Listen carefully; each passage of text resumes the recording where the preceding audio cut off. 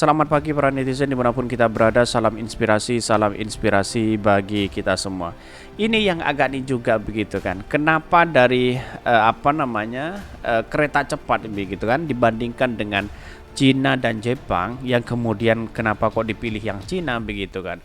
Padahal ya Cina sudah ini bunga proyek itu sudah 3,4% begitu. Padahal dulu investor Jepang tawarkan 0,5%. Ya itulah yang kemudian kenapa bisa dimenangkan Cina begitu. Itu yang menjadi pertanyaan begitu kan ya. Karena pada hakikatnya hari ini ya si Luhut ya gagal begitu kan ya, negosiasi seperti ini begitu. Mungkin sudah terjerat utang yang begitu wah, dan bahkan ada yang mengatakan bahwa jaminan APBN dijadikan sebagai alat untuk menjamin kereta cepat ini. Ya bisa saja kalau kita melihat situasi dan perkembangannya kok bisa begitu. Tanpa kereta cepat pun ya negara kita tetap maju kok begitu kan ya. Ngapain masih ngotot seperti itu begitu. Akses dari Jakarta Bandung ya kereta api biasa ya tidak menjadi masalah kok begitu kan ya. Ya pada hakikatnya katanya sih ya bisa beruntung sampai bisa dinikmati sampai ratusan tahun begitu. Wah, ini agak aneh juga begitu ya. Kok bisa seperti itu? Ini Cina tetapkan bunga proyek kereta cepat 3,4%, padahal dulu investor Jepang tawarkan 0,5% atau sekitar 80 jutaan lebih lah, 80 triliunan lebih lah ya dibandingkan 3,4%, sampai membengkak ya kalau nggak salah sampai ratusan triliun begitu ya. Ya inilah yang harus kita lakukan, bahwa apa yang selama ini pemerintah agak kacau begitu ya.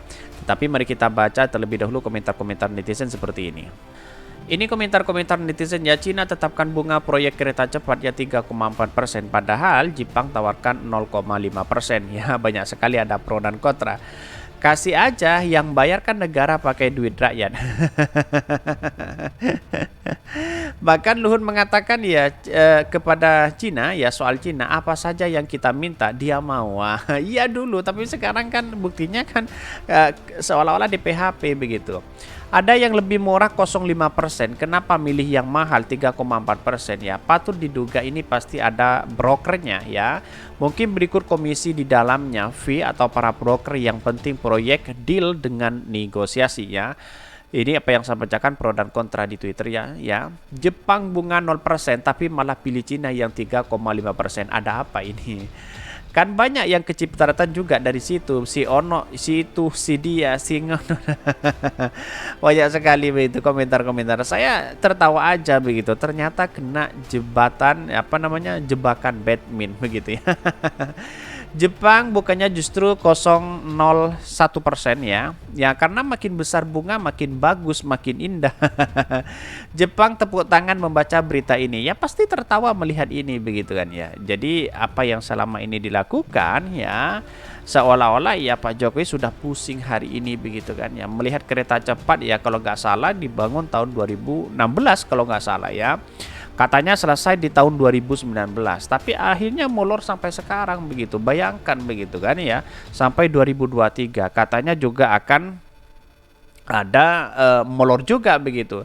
Tetapi di satu sisi inilah yang kemudian ya kenapa Cina itu tidak begitu konsisten dengan ini, melihat stabilitas atau melihat satu finansial yang gede di situ begitu. Dilihat itu adalah keuntungan besar. Berbeda dengan Jepang yang saya baca bahwa ketika dia investasi dia konsisten sekali begitu kan ya. Artinya selama ini ya apakah tidak kapok pemerintah selama ini begitu kan? Kan begitu logika kita begitu. Tetapi mari kita baca terlebih dahulu ya komentar. Ini saya bacakan dulu, ini beritanya ya. Cina tetapkan bunga proyek kereta cepat ya 3,4%, padahal dulu investor Jepang tawarkan 0,5%. Ini dikutip dari Gelora ya. Menteri Koordinator Bidang Maritim dan Investasi Luhut Binsar Panjaitan mengaku Cina masih menetapkan suku bunga pinjaman sebesar 3,4% untuk proyek kereta cepat Jakarta Bandung ya. Bahkan dia mengatakan meskipun Luhut mencoba bernegosiasi agar Cina menurunkan suku bunga menjadi 2%, namun usahanya tersebut nihil. Wah, makanya yang kemudian itu kemarin sok-sokan sekali yang mengatakan bahwa di luar pemerintah tidak boleh asal ngomong. Ya, pada hakikatnya tahu sendiri seperti apa sekarang begitu kan. Saya dulu itu apresiasi sekali kepada Pak Luhut ya, karena apa? Karena dari suku bunga itu menjadi 2% di situ begitu kan ya. Tapi tahu-taunya sekarang gagal. Wah, saya semakin yakin bahwa selama ini kalau berinvestasi dengan Cina ya, ya kita harus tahu diri lah ya. Kita harus tahu situasi, ya mungkin sudah kapok begitu kan ya. Bisa saja seperti itu begitu, kecuali ada kepentingan-kepentingan besar begitu ya. Luhut menyatakan bahwa meskipun suku bunga 3,4% tersebut ya lebih tinggi dari yang diinginkan yaitu 2%, namun itu masih lebih rendah dibandingkan dengan negara lain yang rata-rata mematok suku bunga sebesar 6% ya. Bahkan ya, namun demikian ia menegaskan Indonesia masih memiliki kemampuan untuk membayar pinjaman tersebut karena keuangan negara semakin baik ya. Terlihat ya dari penerimaan pajak yang naik 48,6%. Bukan seperti itu begitu. Bukan masalah mampu atau tidaknya begitu. Tetapi kenapa ya seolah-olah yang selama ini rakyat menjadi korban begitu. Rakyat korban menjadi mana ya? Mulai dari pajak diobrak-abrik sana sini begitu, tahu-taunya ya apa yang disampaikan oleh Pak Mahfud 300 triliun begitu. Ya semakin itulah ya kekacauan hari ini bahwa seolah-olah pemerintah sekarang ya tidak begitu percaya hari ini begitu ya. Dengan demikian Luhut menegaskan bahwa tidak ada masalah dengan suku bunga pinjaman sebesar 3,4% yang ditetapkan oleh Cina. Pada Juli 2015 silam investor Jepang sempat menawarkan pinjaman dan bunga ringan dan jangka waktu panjang ya untuk proyek kereta cepat Jakarta-Bandung ya. Studi rinci tentang proyek ini telah dilakukan oleh Jepang International Cooperation Agency JICA ya. Ketua Tim Ahli Wakil Presiden kala itu Sofjan Wanandi ya mengatakan bahwa Jepang dan Cina harus bersaing dan menawarkan opsi terbaik untuk proyek ini ya, termasuk tingkat kandungan komponen lokal untuk kereta. Sofyan juga menyatakan bahwa investor Jepang menawarkan pinjaman dengan bunga yang lebih rendah yakni suku bunga 0,5% ya, bahkan per tahun selama 40 tahun. Meskipun 40 tahun bayangkan begitu ya. Meskipun Presiden Jokowi telah menargetkan proyek ini dimulai pada tahun yang sama, Sofyan mengatakan bahwa rencana ya groundbreaking pada 17 Agustus 2015 sulit untuk direalisasikan. Artinya kalau kita melihat antara 3,4% itu mungkin sekitar 2 triliun ya setiap tahunnya yang dibayarkan begitu. Bayangkan 2 triliun kalau menghabiskan 100 triliun berarti kita bagikan aja begitu kan ya, satu tahun bisa saja berapa tahun begitu. Tapi itu bukan pinjaman pokok begitu kan, tetapi itu sudah kalau bisa dibilang ya 2 triliun itu sudah bunganya tok begitu ya. Bahkan ya di sini disebutkan ya proyek yang digunakan pada era Menteri Rini Sumarmono ini akhirnya berkali-kali mundur dari target karena berbagai masalah. Belakangan Cina juga meminta APBN sebagai jaminan hutang.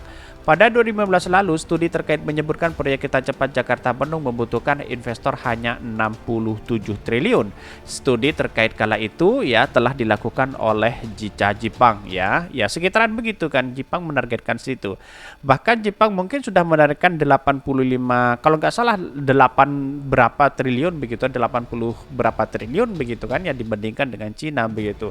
Tapi sementara melansir dari data yang diungkap oleh Badan Pengawas Keuangan dan Pembangunan ya pada akhir 2022 lalu, biaya proyek kereta cepat Jakarta-Bandung meningkat sebesar 1,449 US dollar ya.